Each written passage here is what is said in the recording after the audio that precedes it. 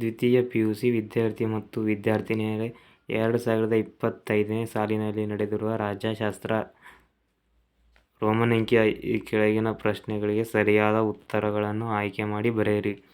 1ನೇ question. ಪಕ್ಷಾಂತರ ನಿಷೇಧ ಕಾಯ್ದೆಯ ವಿವರಗಳು ಸಂವಿಧಾನದ ಈ ಅನುಸೂಚಿಯಲ್ಲಿದೆ.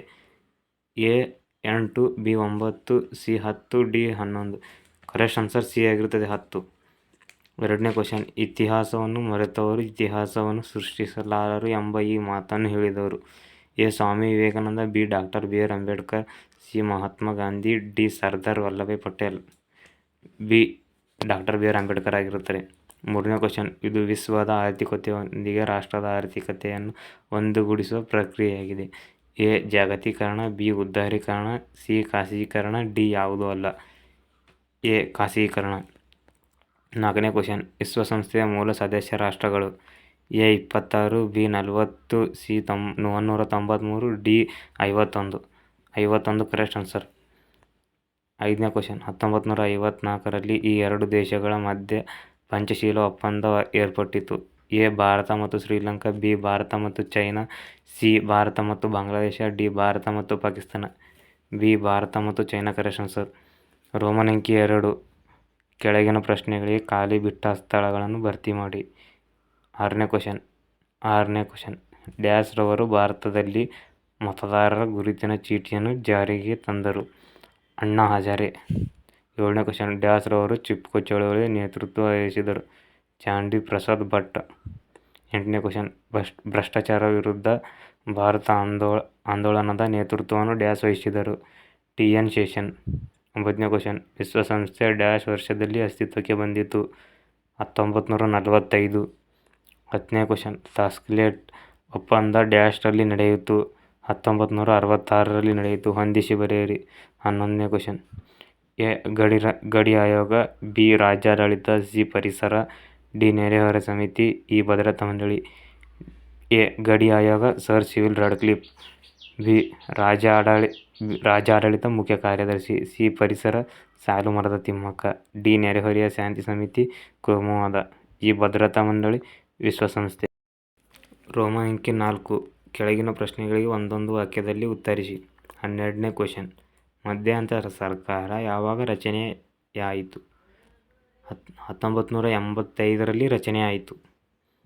13ನೇ ಕ್ವಶನ್. ಮೂಕನಾಯಕ ಪತ್ರಿಕೆ ಆರಂಭಿಸಿದವರು? Answer doctor BR Ambedkar.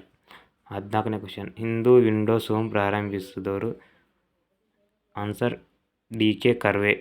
15ನೇ question. ಭಾರತದ ವಿದೇಶಾಂಗ ನೀತಿಯ ಶಿಲ್ಪಿ ಯಾರು? ಆನ್ಸರ್ ಜವಾಹರ್ಲಾಲ್ ನೆಹರು. 16ನೇ ಕ್ವಶನ್. ಸಾರ್ಕ್ನ ಕೇಂದ್ರ ಕಚೇರಿ ಎಲ್ಲಿದೆ? ಸಾರ್ಕ್ನ ಕೇಂದ್ರ ಕಚೇರಿ ಕಠ್ಮಂಡುದಲ್ಲಿದೆ. ಭಾಗ ಬಿ. ರೋಮನ್ ಅಂಕಿ 5 ಕೆಳಗಿನ ಯಾವುದಾದರೂ 5 ಪ್ರಶ್ನೆಗಳಿಗೆ ಪ್ರತಿಯೊಂದಕ್ಕೂ 2-3 ವಾಕ್ಯಗಳಲ್ಲಿ ಉತ್ತರಿಸಿ. 17ನೇ ಕ್ವಶನ್. ಪರೋಕ್ಷ ಚುನಾವಣೆ ಎಂದರೇನು? ಉದಾಹರಣೆ ಕೊಡಿ. ಆನ್ಯುವಲ್ ಎಕ್ಸಾಮ್ಗೆ ಇಂಪಾರ್ಟೆಂಟ್ ಆಗಿರುತ್ತದೆ. 18ನೇ ಕ್ವಶನ್. 3 ಬಗೆಯ ಅಖಿಲ ಭಾರತ ಸೇವೆಗಳು ಯಾವುವು? ಇದು ಸಹ ಇಂಪಾರ್ಟೆಂಟ್ ಆಗಿರುತ್ತದೆ. 19ನೇ ಕ್ವಶನ್. ಕೇಂದ್ರ ಲೋಕಸೇವಾ ಆಯೋಗದ ಯಾವುದಾದರೂ 2 ಕಾರ್ಯಗಳನ್ನು ಬರೆಯಿರಿ. 20ನೇ ಕ್ವಶನ್. ಯಾವುದಾದರೂ 2 ಕೃಷಿ ಸಾಲ ಯೋಜನೆಗಳನ್ನು ಹೆಸರಿಸಿ. 21ನೇ ಕ್ವಶನ್. ರಾಷ್ಟ್ರೀಯ ಸಮಗ್ರತೆಯ ಅರ್ಥ ಬರೆಯಿರಿ. ಇಂಪಾರ್ಟೆಂಟ್ ಆಗಿರುತ್ತದೆ. 22ನೇ ಕ್ವಶನ್. ಶೇಷಾಧಿಕಾರವೆಂದರೇನು? 23ನೇ ಕ್ವಶನ್. ಬ್ರಿಕ್ಸ್ನ ಸದಸ್ಯ ರಾಷ್ಟ್ರಗಳು. ಆನ್ಯುವಲ್ ಸಹ ಇಂಪಾರ್ಟೆಂಟ್ ಆಗಿರುತ್ತದೆ. 24ನೇ ಕ್ವಶನ್. ಶೀತಲ ಯುದ್ಧದಲ್ಲಿ ಪಾಲ್ಗೊಂಡ 2 ಬಣಗಳ್ಯಾವು? ಇದು ಸಹ ಆನ್ಯುವಲ್ಗೆ ಇಂಪಾರ್ಟೆಂಟ್ ಆಗಿರುತ್ತದೆ. ಭಾಗ ಸಿ.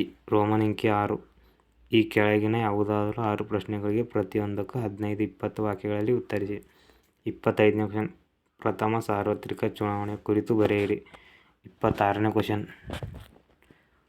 ದೇಶೀಯ ಸಂಸ್ಥಾನಗಳ ಏಕೀಕರಣದಲ್ಲಿ ಸರ್ದಾರ್ ಪಟೇಲ್ರ ಪಾತ್ರ ವಿವರಿಸಿ. ಇಂಪಾರ್ಟೆಂಟ್ ಆಗಿರುತ್ತದೆ. ಆನ್ಯುವಲ್ಗೆ ಮತ್ತೆ ಬರುವ ಸಾಧ್ಯತೆ ಇದೆ. 27ನೇ ಕ್ವಶನ್. ನಾಗರಿಕ ಸೇವಾ ವರ್ಗದ ಯಾವುದಾದರೂ 5 ಲಕ್ಷಣಗಳು ಆನ್ಯುವಲ್ಗೆ ಬರುವ ಸಾಧ್ಯತೆ ಇದೆ.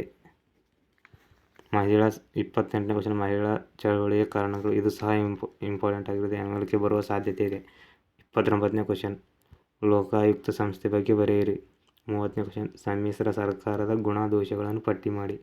31ನೇ ಕ್ವಶನ್. ಭಾರತದ ರಾಜಕೀಯದಲ್ಲಿ ಯುವ ನಾಯಕತ್ವದ ಅವಶ್ಯಕತೆ ಇದೆ, ಚರ್ಚಿಸಿ. 32ನೇ ಕ್ವಶನ್, ವಿಶ್ವಸಂಸ್ಥೆಯ ಸಾಮಾನ್ಯ ಸಭೆ ಹಾಗೂ ಭದ್ರತಾ ಮಂಡಳಿಯ ಪಾತ್ರವನ್ನು ವಿವರಿಸಿ. ಇದು ಸಹ ಇಂಪಾರ್ಟೆಂಟ್ ಆಗಿರುತ್ತದೆ. 33ನೇ ಕ್ವಶನ್, ಅಲಿಪ್ತ ನೀತಿ ಭಾರತದ ವಿದೇಶಾಂಗ ನೀತಿಯ ಬುನಾದಿಯಾಗಿದೆ, ಚರ್ಚಿಸಿ. ಇದು ಸಹ ಆನ್ಯುವಲ್ಗೆ ಬರುವ ಸಾಧ್ಯತೆ ಇದೆ. ಭಾಗ ಡಿ, ರೋಮನ್ ಅಂಕಿ 7. ಈ ಕೆಳಗಿನ ಯಾವುದಾದರೂ 2 ಪ್ರಶ್ನೆಗಳು ಪ್ರತಿಯೊಂದಕ್ಕೂ 30ರಿಂದ 40 ವಾಕ್ಯಗಳಲ್ಲಿ ಉತ್ತರಿಸಿ. 34ನೇ ಕ್ವಶನ್, ರಾಜಕೀಯ ಪಕ್ಷಗಳ ಕಾರ್ಯಗಳನ್ನು ವಿವರಿಸಿ. ಇದು ಸಹ ಇಂಪಾರ್ಟೆಂಟ್ ಆಗಿರುತ್ತದೆ, ಆನ್ಯುವಲ್ಗೆ ಬರುವ ಸಾಧ್ಯತೆ ಇದೆ.